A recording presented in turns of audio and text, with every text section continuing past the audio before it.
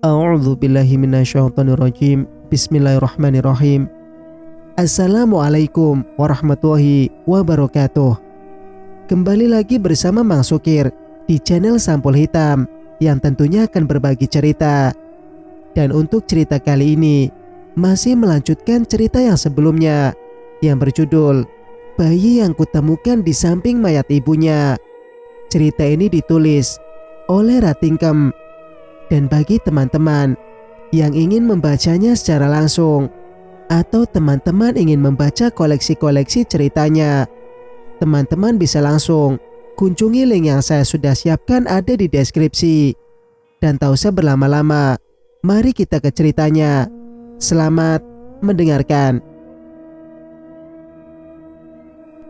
Kejadian siang hari membuatku marah pada ibu. Kami belum saling bertegur sapa. Saat makan malam yang biasanya dipenuhi kehangatan, kali ini justru yang ada hanya ketegangan. Di balkon kamar, aku melihat Kalila tengah menangis. Aku sangat mengerti perasaannya. Walaupun Bunga bukan anak kandungnya, panggilan mama merupakan impian yang terwujud. Sayang, ayo kita tidur. Ajakku merengkuh tubuhnya. Bagaimana Bunga di sana, Mas? Aku juga tidak tahu. Kepada Seruni saja yang sesekali mungkin bisa melawan, mereka bersikap kejam. Apalagi pada bayi tak berdaya. Besok kita ke rumah Pak Anji. Kita akan merebut Bunga lagi. Bila perlu kita gunakan jalur hukum. Bukannya dia tidak mengakui kalau Bunga bukan darah dagingnya. Sekalian saja nanti aku mengaku kalau akulah bapak biologisnya. Apa polisi akan percaya? Kita lihat saja nanti. Udara malam berhembus begitu dingin. Tidak mau Kalila sakit. Aku pun membujuknya supaya dia mau tidur. Tidak ada kejadian mengerikan lagi. Tadi kami memang melakukan zikir panjang setelah sholat. Mata terpejam, mengikuti arahan rasa yang kian mengantuk. Aku berjalan mengikuti kemana asap hitam terbang. Mengendap dengan pandangan terfokus pada bayangan kabut yang ada di depan. Hingga kaki tertahan oleh akar pohon besar yang muncul ke permukaan. Ledakan terdengar di telinga. Mata terarah pada sumber suara yang ternyata dari makam Seruni. Kepulan asap perlahan menghilang. Lubang liang lahat menganga.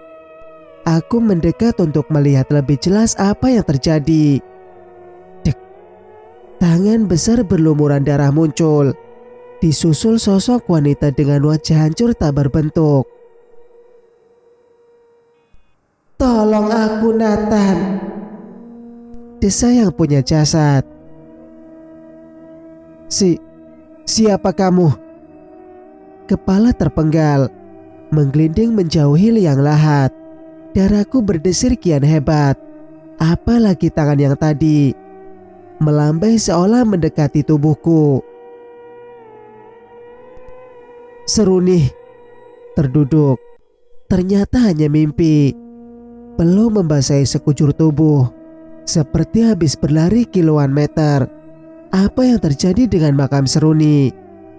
Aku menoleh ke samping. Kalila masih pulas. Jam dinding menunjukkan pukul 2 dini hari. Kegelisahan kian menjalar. Takut orang suruhan Ibu Widya membongkar makam Seruni lagi, lantas menggunakan jasadnya untuk menyakiti orang lain, terutama Bunga. Beranjak turun dari ranjang perlahan, aku memupus rasa takut. Akan kupastikan sendiri dengan melihat ke tempat pemakaman umum di mana Seruni dikebumikan. Aku mengambil sweater yang tersimpan rapi menggantung di dalam lemari.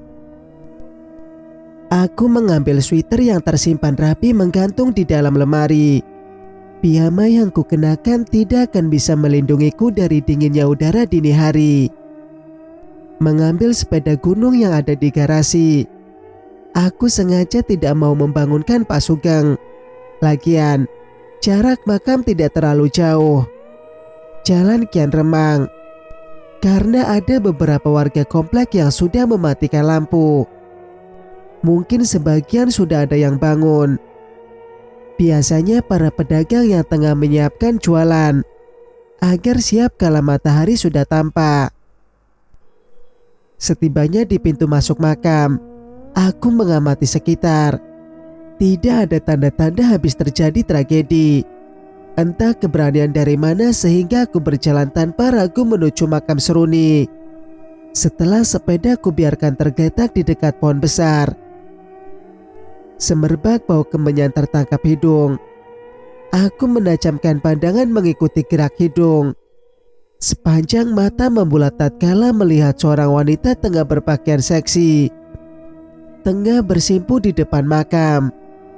Gelas bening berisi air dan kembang warna-warni, serta kepulan asap yang berasal dari tembikar berbentuk mangkok, tak luput dari perhatianku.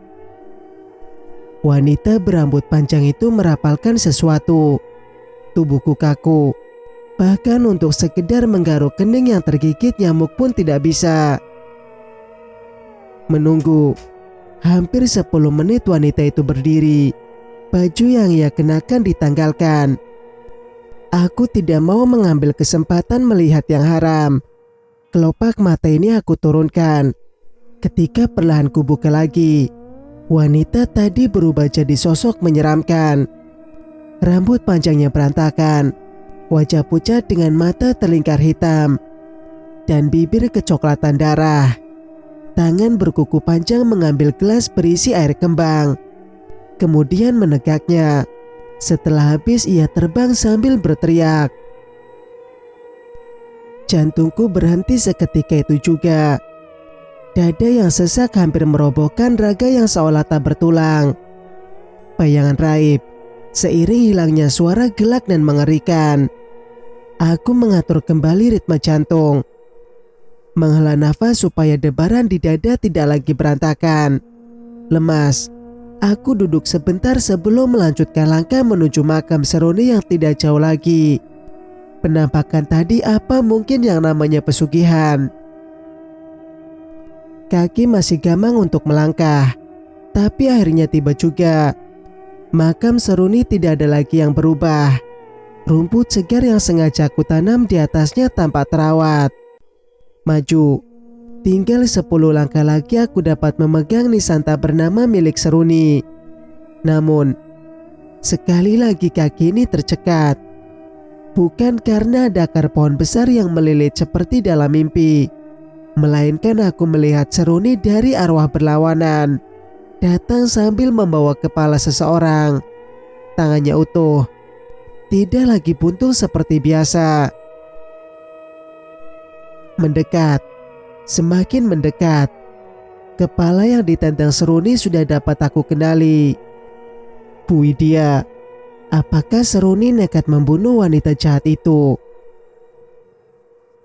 Seruni, apa yang kamu lakukan? Memupuk keberanian, aku menghampiri. Kamu membunuh Bu Widya, imbuhku, sembari menatap Sendu. Ia melempar kepala itu ke atas makam. Perutku sudah terasa mual melihat darah yang keluar dari mulut Bu Widya. Namun, sebisa mungkin ku tahan. Aku butuh penjelasan dari Seruni. Aku hanya mengembalikan teluh yang dia kirimkan untuk Kalilah. Tapi kenapa bisa sampai begini? Dukunya tidak terima dan akan menjadikan Widya tumbal. Jadi aku minta kepalanya untuk pantalan di liang lahat. Biar dia merasakan jadi arwah penasaran yang tak punya tempat layak untuk dihuni. Seruni, itu tidak baik. Pulanglah Kak. Aku akan menemui Mas Anji setelah ini. Tuhan, rumit sekali takdir yang harus Seruni alami. Meski sudah menjadi arwah, ia tidak bisa tenang karena ulah mertuanya. Meninggalkan Seruni dan kepala Bu Widya, aku kembali mengayuh sepeda. Semoga saja masalah Seruni, Pak Anji dan Bunga cepat berakhir. Setelah itu tinggal masalah ibu yang mau tidak mau harus mengakui Bunga sebagai cucu dari bapak. Singkat cerita, "Apa karena bayi itu kamu berani melawan ibu?" teriak ibu sembari tangan melempar gelas ke sembarang arah. Ruang makan yang biasa menjadi tempat penghilang lapar, pagi ini berubah jadi tempat orang bersih tegang. Aku berdiri, menyamakan posisi dengan ibu yang mengabaikan makanan di depannya. Aku tidak berniat melawan ibu. Tapi bisakah ibu menjadi panutan yang baik buat kami? Supaya patut dihormati. Bicaramu sudah tidak sopan, Nathan. Citra yang belum tahu semuanya terbengong. Aku rasa sudah saatnya ia pun mengetahui kebenaran orang tua kami. Dia sudah cukup dewasa. Ibu, Citra, kalian pasti merasakan keganjilan selama ini kan? Baju Kalila yang terbang sendiri, penampakan hantu, juga sosok Kalila yang kadang ada dua. Semuanya Seruni yang melakukan. Dia ingin berterima kasih kepada aku karena sudah berkenan merawat bayinya. Sampai pada akhirnya, aku dan Seruni tahu kalau kami memiliki bapak yang sama, Pak Baskoro. Aku menoleh ke arah Citra yang menyimak. Iya Citra, kita mempunyai saudara dari ibu berbeda. Mata sipit gadis remaja itu melebar, disusul telapak tangan yang membungkam mulut. Hentikan omong kosongmu, Nathan. Kenapa, Bu? Citra sudah cukup dewasa untuk mengetahui semuanya. Bahkan kebenaran tentang ibu yang sengaja menjauhkan bapak dari istri mudanya yang tengah sekarat pasca melahirkan. Nathan, maaf Bu, tapi perbuatan ibu terhadap Tante Mayang sangat keterlaluan. Karena itu, Tante Mayang meninggal tanpa didampingi bapak. Dan bapak terkena serangan jantung. Jadi karena ibu, aku tidak bisa merasakan kasih sayang bapak. Citra menitikkan air mata. Kalian tidak akan mengerti berada di posisi ibu. Beranjak, wanita nan ayu meski memasuki usia senja itu melenggang pergi. Deru nafasnya terdengar jelas meski sudah menjauh. Sedikit merasa bersalah telah melukai perasaan wanita yang telah melahirkanku. Tetapi ibu juga harus sadar kalau dosa masa lalu bisa diperbaiki dengan menjadi nenek yang baik bagi Bunga. Mas, seharusnya kamu tidak perlu sekasar itu pada ibu. Kalila mengusap pundakku lembut. Pandangan mengarah pada Citra yang masih duduk di tempatnya. Air matanya loro tak berbendung. Kalila mendekati adikku tersayang. Direngkuhnya tubuh yang ramping itu. Kamu jangan membenci ibu ya. Kita tidak pernah merasakan berada di posisi ibu kala itu. Kata Kalila yang aku pikir ada benarnya juga.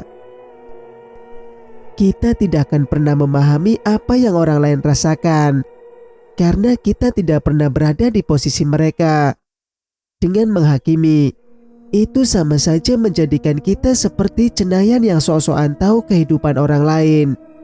Bukankah itu dosa besar karena hampir menyamai syirik? Menduakan kekuatan Allah yang maha tahu segalanya. Tapi Kamu ada kuliah pagi kan? Sudah sana berangkat. Lupakan masalah ini. Sungguh pemandangan yang sangat indah. Citra patuahkan ucapan Kalila. Semoga hubungan mereka menjadi lebih baik lagi. Singkat cerita, aku dan Kalila turun dari mobil. Di depan gerbang rumah Panji berkibar bendera kuning. Pasti ada yang meninggal atau mayat kejora berhasil ditemukan Pak Anji. Matinya tergantung, kata pembantu Pak Anji sebelum ditemukan meninggal. Pintu kamar Bu Idia terkunci dan Bu Idia teriak minta tolong. Begitu pintu terbuka, kamarnya berantakan. Tubuh Bu Idia tergantung di baling-baling lampu. Wanita berkerudung hitam yang baru keluar dari rumah Panji bercerita pada rekannya. Aku dan Kalila saling melempar pandang. Tidak percaya kalau orang berhati iblis itu telah meregang nyawa. Pak, bisa kita ketemu Pak Anji? Aku yang sudah masuk rumah meminta tolong pada lelaki berbaju sopir. Karena sejauh apa mata mengedar, tak kujumpai yang punya rumah. Hanya para pelayat dan jenazah Bu Idia yang sudah berbungkus kafan. Dan jenazah Bu Idia yang sudah terbungkus kain kafan. Maaf Pak, saat ini Pak Anji tidak mau ketemu siapapun. Akhirnya dengan sangat kecewa kami pulang dengan tangan hampa. Tadinya ingin mengambil kesempatan menggeledah seisi rumah untuk membawa bunga pergi. Tapi ramainya orang mengurungkan niatku. Semoga bunga baik-baik saja. Sudut pandang Nilam. Aku melenggang masuk ke kamar, menahan amarah akan sikap Nathan yang kurang ajar. Anak yang biasanya patuh dengan tutur kata lembut. Hanya karena bayi cucunya Mayang berani membentak. Sakit sekali hati ini.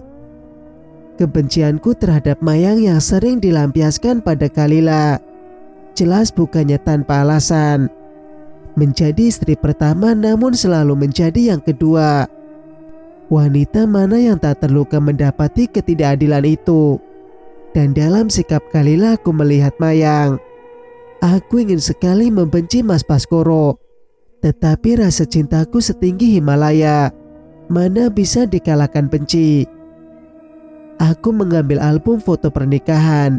Banyak tawa yang mengembang. Tetapi mereka yang hadir tidak tahu kalau sejam setelah ijab kabul, Mas Baskoro diam-diam menghubungi Mayang. Jangan dibayangkan karena tidak akan kuat. Aku saja sampai berhenti bernafas sejenak menahan sesak. Entah apa yang mereka bicarakan. Yang jelas mata Mas Baskoro berkaca dan raut wajah begitu sendu. Flashback. Orang tua Mayang meninggal dunia. Dia tidak punya siapa-siapa lagi. Apa aku boleh menjaganya dengan menikahinya? Malam itu hujan begitu deras. Suara petir sesekali menggelegar seolah hendak memporak-porandakan seisi rumah. Namun, bukan gemuruh yang justru menghancurkan hati ini, melainkan pernyataan Mas Baskoro. Seminggu berada di luar kota dengan alasan pekerjaan. Begitu pulang malah meminta izin untuk menikah lagi dengan Mayang cinta pertamanya. Mayang memanfaatkan perasaan cinta Mas Baskoro untuk menarik simpati dan belas kasihan. Aku yakin semua sudah terencana. Mustahil dalam seminggu mereka tidak ketemuan tanpa sepengetahuanku.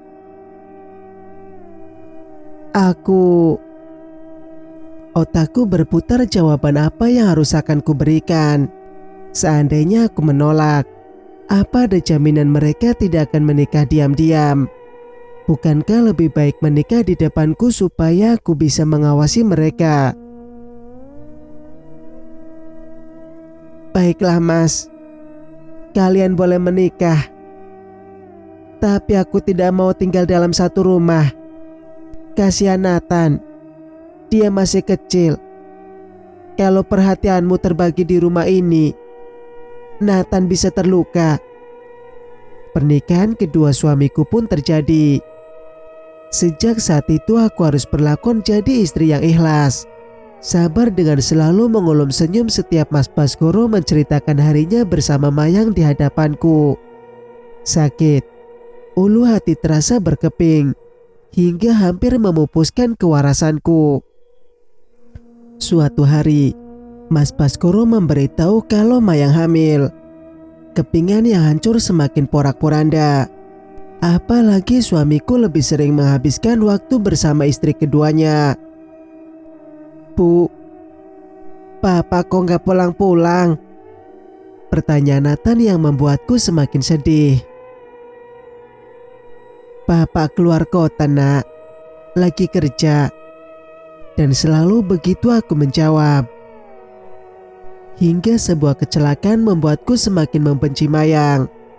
Nathan terjatuh dari lantai 2 karena hendak membuka pintu. Sedangkan Bibi keluar membeli bahan dapur yang habis.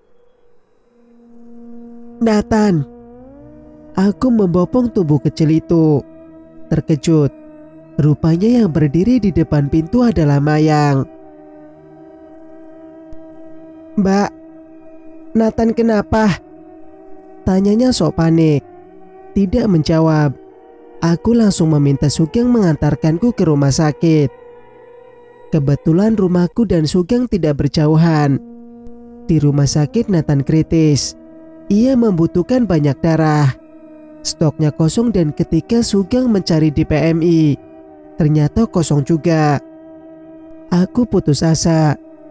Nyawa Nathan sedang dipertaruhkan sementara Mas Baskoro sedang di luar kota. Mbak, gimana keadaan Nathan? Rupanya Mayang mengikutiku hingga ke rumah sakit. Mau apa kamu kesini? Ketusku. Mbak, Nathan juga anakku kan? Jangan berlagak baik di depanku. Nathan bukan anakmu. Sugeng mungkin mengerti perasaanku dan memahami watak juga karakterku. Ia meminta Mayang pergi. Beruntung memang memiliki sahabat seperti Sugeng. Meski dia bukan orang kaya, tetapi ketulusannya yang selalu membantu menepiskan jarak derajat harta di antara kami. Aku kembali berpikir keras bagaimana cara mendapatkan pendonor darah. Nathan tidak akan bertahan kalau harus menunggu lebih lama lagi. Hingga beberapa saat kemudian dokter keluar dari ruangan Nathan dan memberitahu kalau putraku sudah stabil. Ada orang baik yang mau mendonorkan darahnya. Benci dan amarahku sudah berada di ubun-ubun karena Mayang anakku jatuh dari tangga. Rencana jahat pun muncul. Aku akan mencari cara supaya pulang dari luar kota Mas Baskoro tidak akan pernah menemui Mayang lagi. Nathan keluar dari rumah sakit setelah seminggu dirawat. Entah kelelahan atau apa aku jadi sering lemas. Pas ketika Mas Baskoro pulang, aku langsung diajak periksa. Hasilnya aku hamil. Serasa jalanku dimuluskan Tuhan. Aku memanfaatkan kehamilanku untuk meminta Mas Baskoro selalu berada di sampingku. Ditambah lagi, Nathan sudah waktunya dihitan. Semua jadi tersusun sesuai rencana. Aku yang sedari awal mendapatkan Mas Baskoro dengan cara tidak jujur, yakni dengan menjebaknya. Kini harus terus berusaha menjaga Mas Baskoro supaya tidak terlepas lagi. Mayang, kau tidak mengabariku. Apa bayinya sudah lahir? Mas Baskoro berucap sendiri tatkala membuka kotak surat yang ada di depan gerbang. Dari kejauhan aku hanya menyeringai sambil mengibaskan amplop bertuliskan nama Mayang. Kamu tidak akan pernah bisa bertemu gundikmu lagi, Mas, gumamku. Mas Baskoro melenggang ke rumah Sugeng. Aku curiga dia akan meminta tolong sahabatnya untuk menemui Mayang. Sebelum itu terjadi, aku pun mengambil langkah lebih cepat. pergi ke rumah Mayang keesokan harinya. Benar saja, setelah aku memohon dan menunjukkan air mata palsuku pada Mayang, Sugeng keluar dari rumah wanita itu. Siasat selanjutnya aku mengiba, mengharap dukungan dari Sugeng supaya mau menyembunyikan keadaan Mayang yang ternyata tengah sekarat. Berhasil. Sugeng menuruti permintaanku. Mayang dan Mas Baskoro tidak lagi saling bersua. Hingga berita kematian Mayang terdengar di telinga kami, dan Mas Baskoro terkena serangan jantung. Citra lahir tanpa ditemani bapaknya dan Nathan, harus kehilangan figur ayah di masa kecil. Salah siapa? Jelas salah Mayang. Dia telah berani mengganggu rumah tanggaku yang harmonis. Sosok wanita berkerudung putih berdiri tepat di hadapanku. Lamunan akan masa lampau hilang karena salah satu pelakon dalam anganku muncul. Mayang, lebih tepatnya hantu Mayang. Tubuhku sukar digerakkan. Mulut terasa kaku padahal aku ingin berteriak meminta tolong. Bola mata melirik ke bawah. Melihat gerakan Mayang yang perlahan mendekat ke muka. Terus mendekat. Jantungku berdegup tak beraturan. Apa dia hendak mencekikku? Lebih dekat, hingga telapak tangannya menutupi mataku. Cahaya putih menderang, membuat aku mengerca berulang kali. Bukan di kamarku saat ini aku berada, melainkan sudut ruang rumah sakit. Tapi Anda sedang hamil. Sangat berbahaya kalau harus mendonorkan darah. Seorang perawat berbicara pada Mayang. Mata terus menonton adegan masa lampau yang tidak aku ketahui itu. Keselamatan anakku jauh lebih penting, Sus, ucap Mayang. Loh, emangnya nak Nathan anak Anda? Dia anak suamiku dengan istri pertamanya. Sang suster mengangguk faham. Sementara aku yang terkejut langsung membuka mulut dengan telapak tangan. Jadi orang baik yang mendonorkan darahnya untuk Nathan adalah Mayang. Setulus itukah? Padahal selama ini aku mengira semua yang dilakukan Mayang hanya kepura-puraan supaya Mas Baskoro simpati. Nyatanya, dia memang wanita berhati tulus. Mana ada orang hamil rela mendonorkan darahnya. Itu sangat berbahaya. Aku mengusap mata yang sudah berair. Namun ketika membuka kelopak mata ini, aku tersadar dan telah berada di kamarku lagi. Mayang duduk di sampingku. Aku tidak lagi merasa takut. Yang ada aku ingin memeluknya sembari mengucap terima kasih dan beribu maaf. Kala itu yang menjadi kekuatanku di saat di madu adalah Nathan. Aku takut setengah mati kalau harus kehilangan belahan jiwaku itu. Berkat Mayang, Nathan masih berada bersamaku. Haruskah aku membenci wanita yang menolong jantung hatiku? Aku mohon, Mbak, jangan membenci Bunga. Dia sangat membutuhkan Nathan dan kalian. Mayang, aku janji akan merawat Bunga dengan baik. Aku janji. Bayangan Mayang perlahan menghilang. Setelah membersihkan wajah yang kusut, gegas aku keluar. Cuma ada Bibi yang sedang menyapu ruang tamu. Mana anak-anak, Bi? Tanyaku. Non Citra kuliah.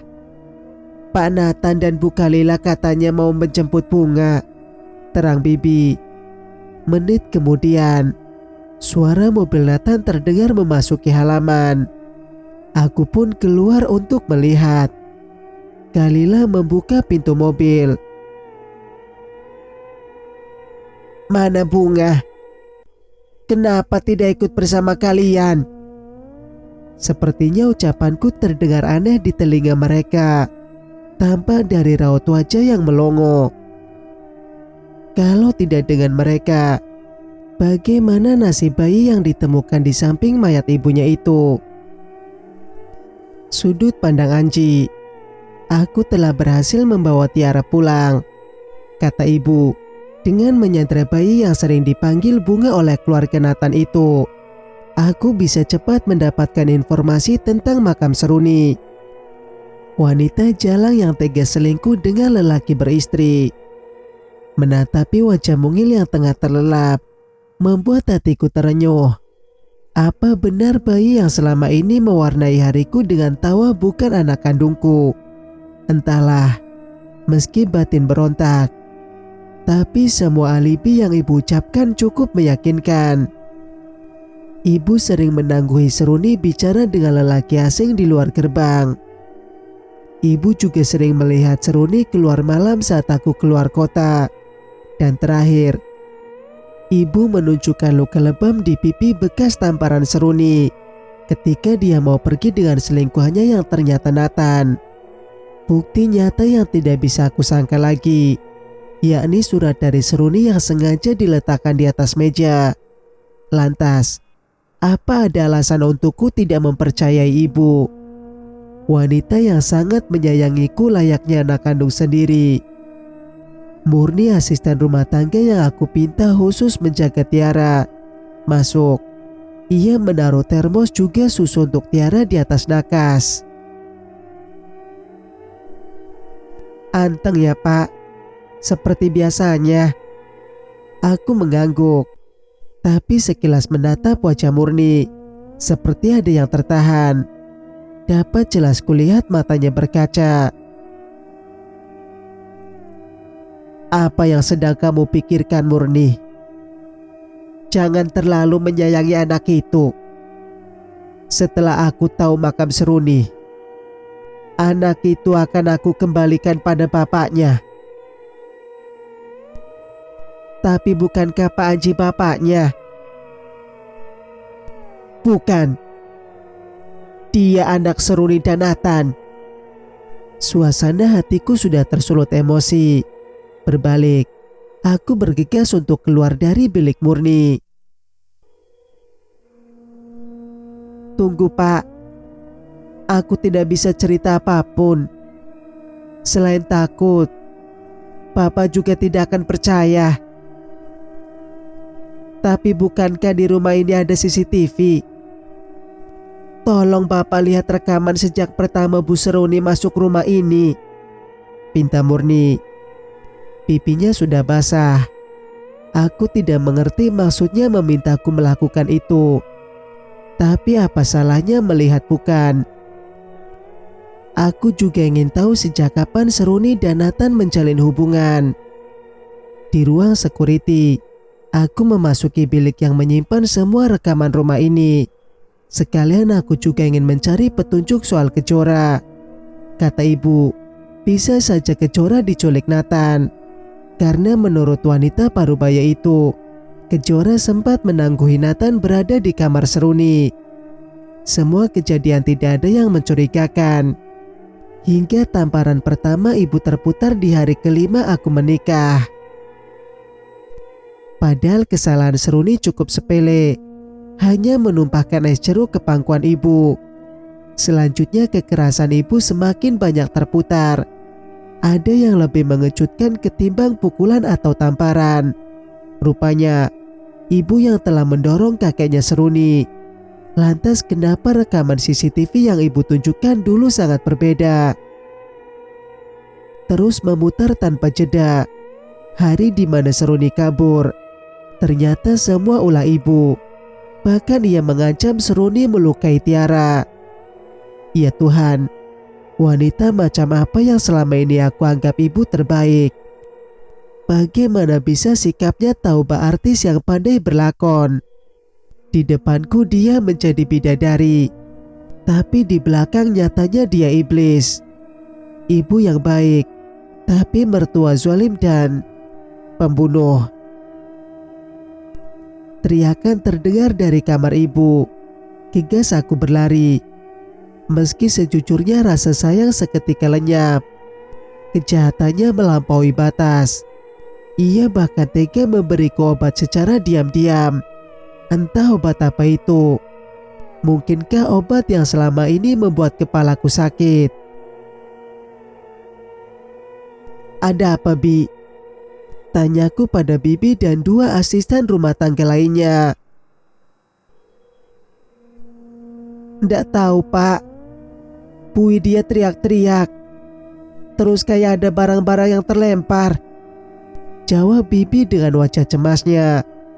Aku menggedor pintu. Bu, panggilku.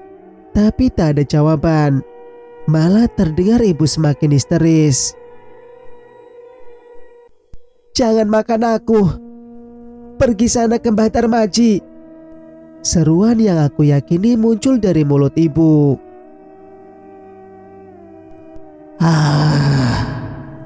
Suara aneh menyusul.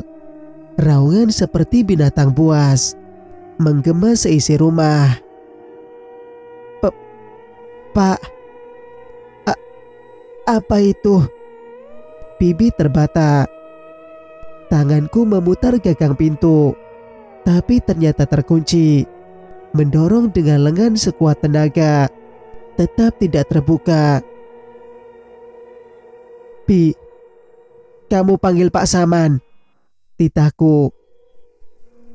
Baik, Pak. Wanita yang sejak aku kecil sudah bekerja di sini melenggang dengan cepat. Pergi kamu. Ibu kembali berteriak. Rentetan suara benda terlempar. Hingga seketika senyap beberapa detik. Dan suara melengking kemudian parau. Pak Saman datang. Lelaki bertubuh tegap itu lantas mendobrak pintu. Meski payah dan penuh tenaga, akhirnya pintu terbuka. Kamar luas milik ibu berantakan. Bahkan lemari yang terbilang berat pun sudah pindah bukan pada tempatnya. Bu Widya. Bibi histeris tatkala mendongak ke atas. Tubuh ibu terlilit kain hitam menggantung di lampu yang berbentuk baling-baling. Kristal lampu berjatuhan dan ada beberapa yang menempel di lidah ibu yang menjulur panjang keluar. Pak Saman gigas keluar hendak meminta bantuan. Sementara aku yang sudah terlanjur sakit hati memilih kembali masuk kamar.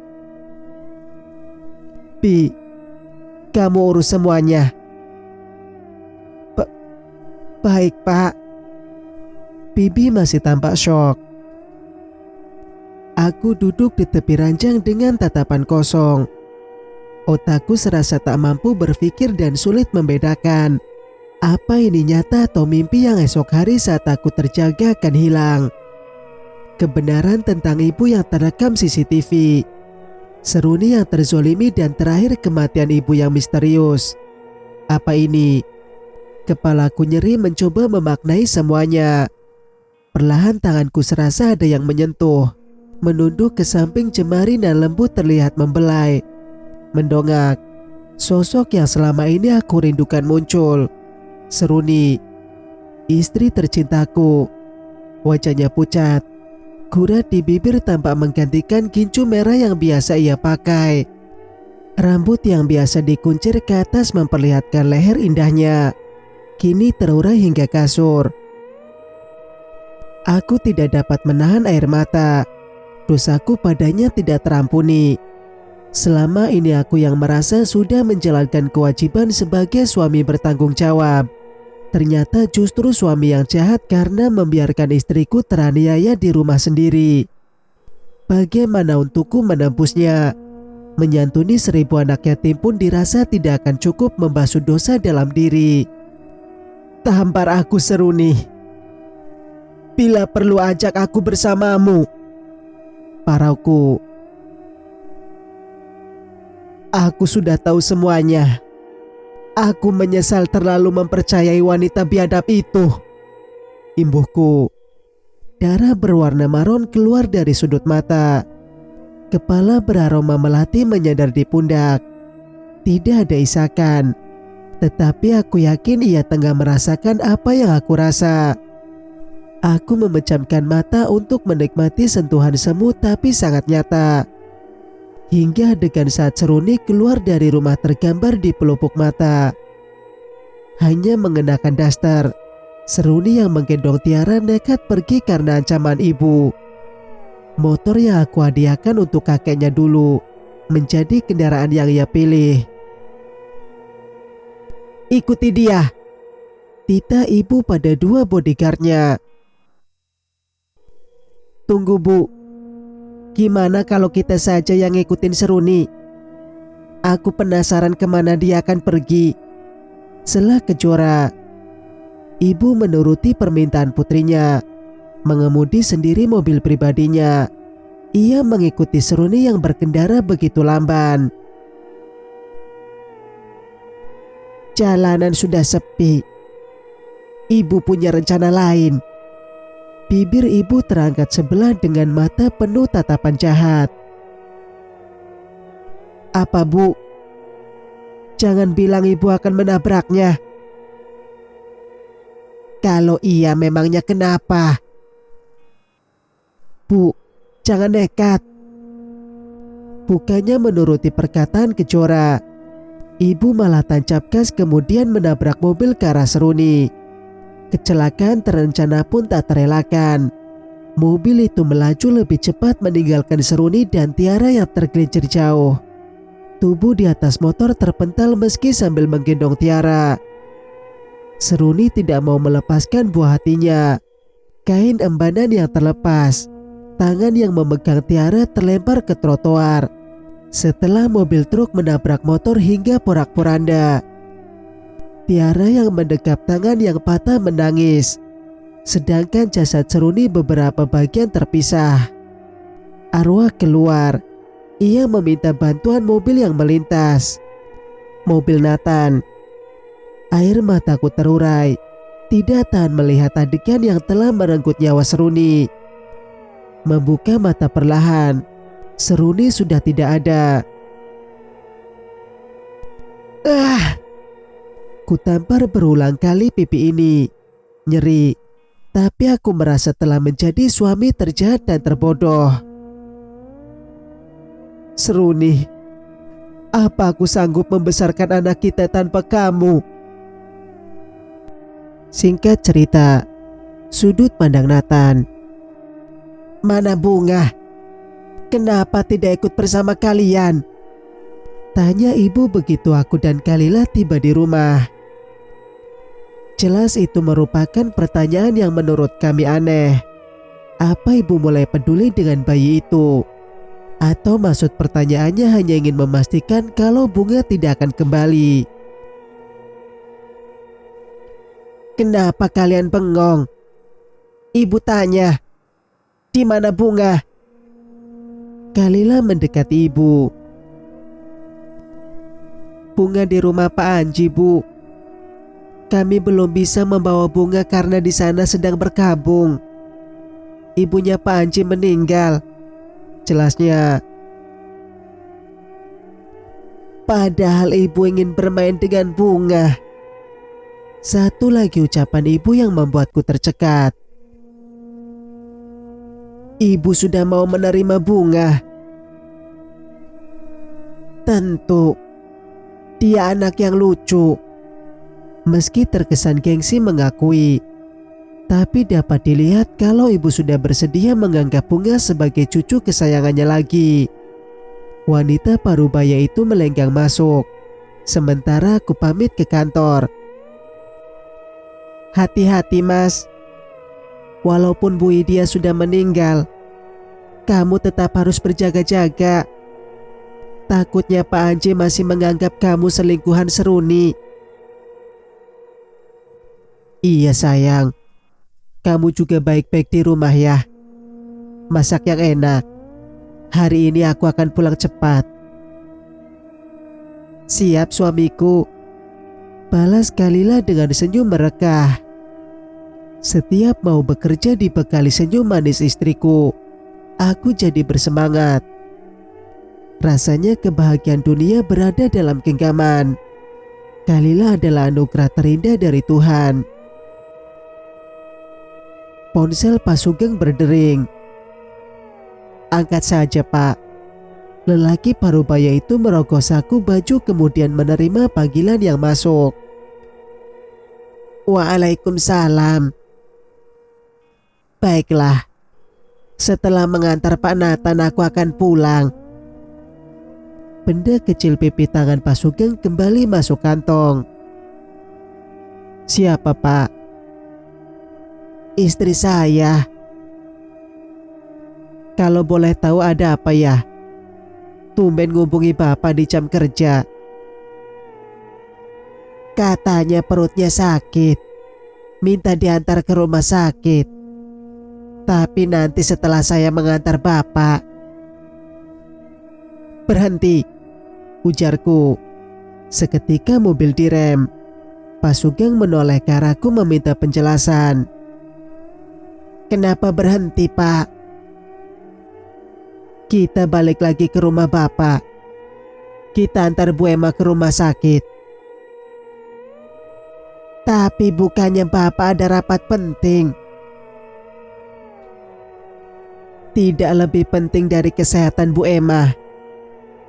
Pak Sugeng menuruti ucapanku. Kami segera ke rumahnya. Lepas itu berangkat ke rumah sakit. Di gedung bertingkat itu, Bu Emma diperiksa dokter. Tidak mau membiarkan Pak Sugeng jadi suami yang tidak bertanggung jawab dengan pergi mengantarku ke kantor dulu. Aku pun menemani mereka. "Terima kasih sudah memprioritaskanku," kata Bu Emma lirih. Aku yang menunggu di depan ruangan dapat mendengar sendunya suara Bu Emma yang berada di ruangan pemeriksaan bersama Pak Sugeng. "Kamu ngomong apa sih?" Pak Sugeng malah terdengar cuek. "Sudah puluhan tahun kita menikah. Baru kali ini kamu mengedepankan kesehatanku ketimbang tanggung jawab sebagai sopir." "Jangan bahas ini di sini." Aku hanya terharu, serasa dicintai suami sendiri. Padahal pada kenyataannya aku tahu tidak ada rasa itu di hatimu. "Emma, sudah ku bilang jangan bahas ini."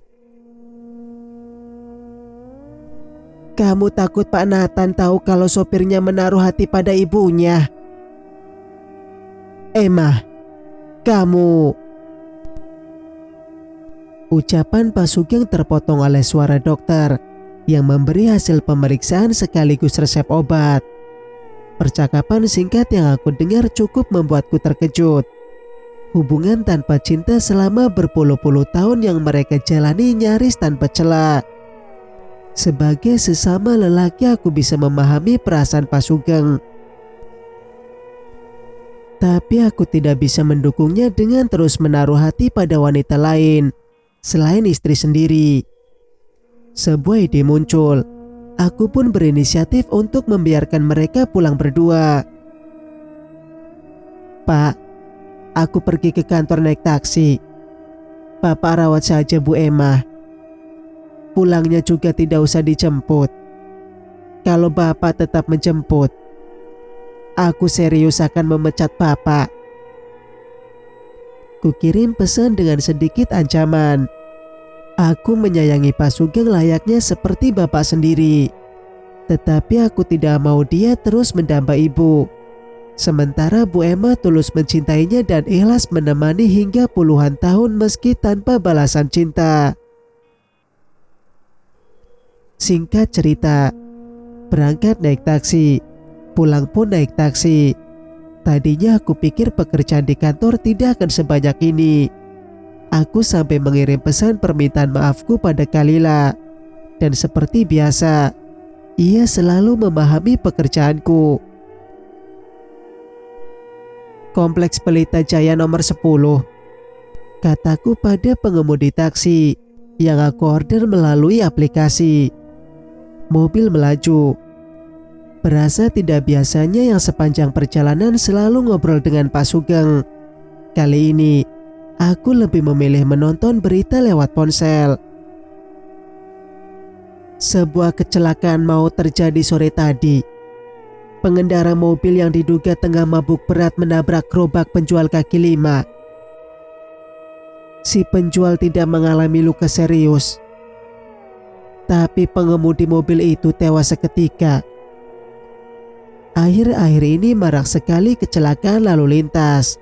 Itu sebabnya hingga sebesar ini aku tidak berani menyetir mobil sendiri. Dulu, waktu kursus mengemudi aku tidak sengaja menabrak anak kecil, hingga kaki dan tangannya cedera. Sejak saat itu aku tidak mau lagi mengemudikan mobil sendiri. Trauma. Semerbak melati tertangkap hidung. Seruni atau Tante Mayang yang akan muncul. Mata mengarah pada jok depan dan samping, tapi tidak ada sosok keduanya. Mengabaikan aroma melati, aku kembali menonton berita yang terjeda oleh iklan. Akan tetapi, bukannya siaran kembali ke berita tadi. Sosok Seruni justru muncul, terhenyak, meski tidak dalam wujud menyeramkan. Tetap saja kemunculan yang mendadak membuat jantungku berhenti berdetak sejenak. Kak, aku dan Mas Anji nitip Tiara. Jaga dia baik-baik. Kalimat yang terdengar di telinga. Aku hanya menanggapi dengan anggukan, karena tidak mungkin bicara sendiri. Sopir taksi bisa mengira aku gila. Layar di ponsel kembali menyiarkan berita, tapi ada yang berbeda.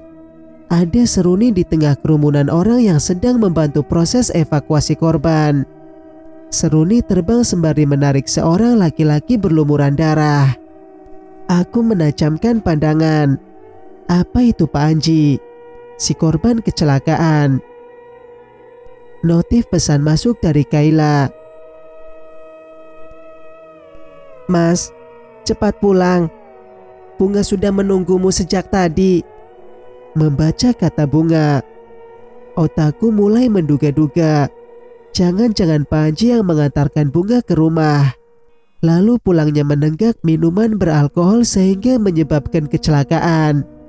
Bisa jadi begitu bukan? Pak, tolong lebih cepat lagi, pintaku pada sopir. Mobil pun melaju dengan kecepatan lebih tinggi sehingga aku bisa cepat tiba di rumah. Langkah kaki mungil yang masih tampak terhuyung menyambut kepulanganku. Ada ibu di belakang tubuh kecil itu. Aku menggendong lantas menciumi wajah Bunga. Rupanya bayi itu juga kangen padaku. Mas Nathan, seru Kalila yang keluar dari ruang keluarga. Detik kemudian disusul Citra. Ada apa? Tanyaku yang melihat mata mereka berkaca. Tadi ada lintas berita kecelakaan. Korbannya Pak Anji, tutur Citra. Ternyata memang bukan ilusi. Seruni jelas memberitahu kalau dia dan Pak Anji akan pergi jauh. Semoga aku dan Kalila bisa menjadi orang tua yang baik buat Bunga. Meski sejujurnya, aku masih teramat menyayangkan kepergian Pak Anji selaku bapak kandung Bunga. Singkat cerita, sebuah pemakaman umum menjadi peristirahatan terakhir Pak Anji. Nisan Seruni juga aku ukir namanya, setelah sebelumnya aku biarkan Nisan tak bernama. Kembang 7 rupa bertabur di tangan-tangan orang yang menyayangi Pak Anji. Mendongak ke samping, aku dapat melihat Seruni dan Pak Anji yang sedang berpegangan tangan, sembari menatap bunga yang di pangkuan Kalila.